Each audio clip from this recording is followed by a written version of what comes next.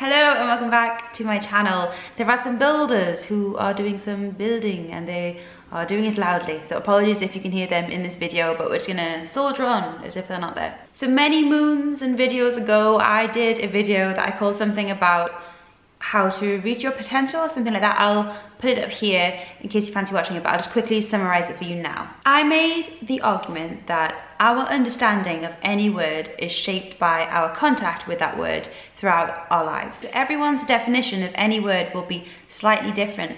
And by using man-made language to define ourselves, we actually limit ourselves. For example, if you consider yourself a nice person, in order to stay deserving of that nice person label, you must act in the way that you think a nice person would act. So you could find yourself in situations where you're having to go against what you want or against what you think is right even, just because it contradicts the way that you have defined yourself.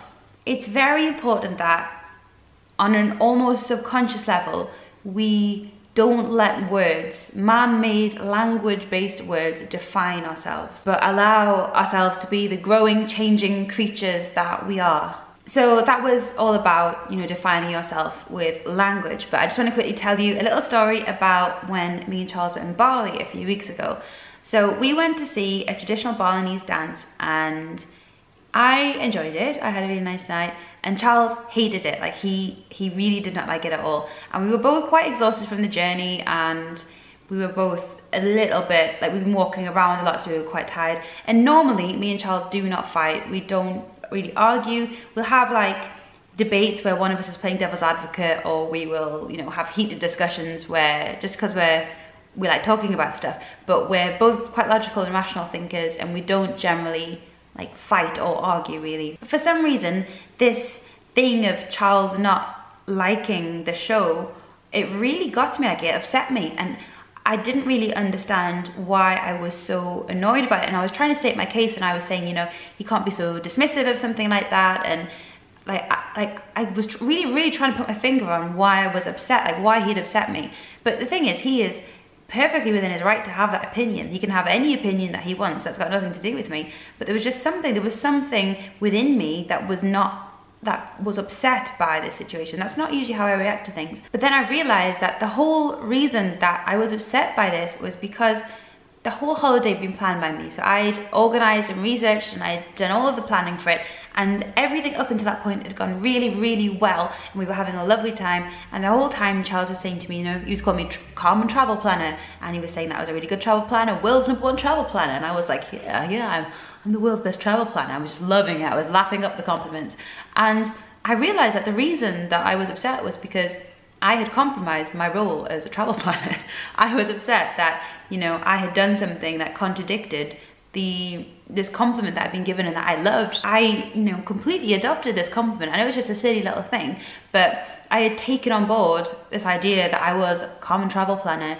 And when I'd done something that, was not the work of the world's #1 travel planner, it upset me. And it really got me thinking about how many times has someone given me a nice compliment and I've taken it as a responsibility to live up to their expectations of me? And how many times have I taken a nice gesture and made it dark by putting extra pressure on myself to be that way? And thinking back, there have definitely been times where, someone will have said something really nice, like they'll have said that I'm pretty, and I've then thought, well, that person could never see me without makeup, because I don't want to make them think, have to take it back mentally. I don't want them to think, oh, can't believe I ever thought she was pretty, she's a right straight. Or if someone has said that I'm a good teacher, then rather than me thinking, oh, that's nice, it's nice that they think I'm a good teacher, I'm like, well, then I must work harder as a teacher because I must make sure that I never fall short of their expectations. It's just this weird perfectionist thing of not wanting to let people down and just absorbing the compliments. And it's really bizarre because